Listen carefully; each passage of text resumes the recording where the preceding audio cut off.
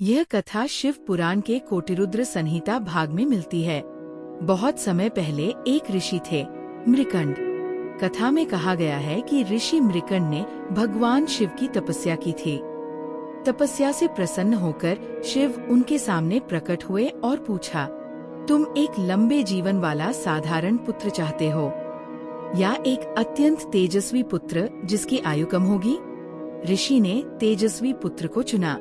इसी निर्णय से मार्कंडेय का जन्म हुआ। बचपन से ही मार्कंडेय शांत, विनम्र और भगवान शिव के भक्त थे।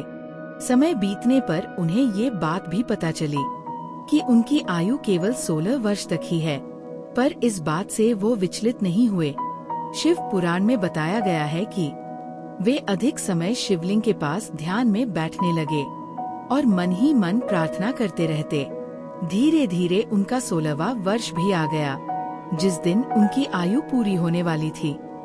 उस दिन भी वे सुबह की तरह मंदिर पहुँचे और शिवलिंग के पास बैठकर मंत्र जप करने लगे। कहानी में वर्णित है कि उसी समय यमराज आए। उनका उद्देश्य मार्कंडेय की आयु पूरी होने पर उन्हें अपने साथ ले जाना था। उन्होंने अपना फंदा फेंका, लेकिन मार्कंडेय शिवलिंग से लगे हुए थे, इसलिए फंदा जाकर शिवलिंग पर पड़ गया। शिव पुराण के अनुसार फंदा शिवलिंग पर पड़ते ही मंदिर का वातावरण बदल गया। कुछ क्षणों बाद शिवलिंग 2 भागों में विभक्त सा हुआ और वहाँ भगवान शिव प्रकट हुए, शांत लेकिन दृढ़ रूप में। उन्होंने यमराज से कहा कि मार्कंडेय उनका भक्त है और उनका जीवन यही समाप्त नहीं होगा। कथा के अनुसार यमराज ने सम्मान पूर्वक अपना कदम पीछे खींच लिया। फिर शिव ने मार्कंडेय को आशीर्वाद दिया कि उनकी आयु अब छोटी नहीं रहेगी।